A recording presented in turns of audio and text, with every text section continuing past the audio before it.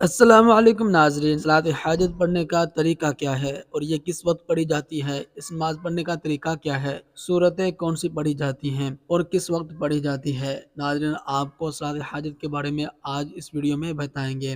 ناظرین، اس طرح کی ویڈیوز دیکھنے کے لیے ہمارے اس چینل کو ابھی سبسکرائب کر دیں، کیونکہ اس طرح کی ساری معلوماتی ویڈیوز ہم آپ کے لیے لے کر آتے رہتے ہیں جو آپ کو چاہیے ہوتی ہیں۔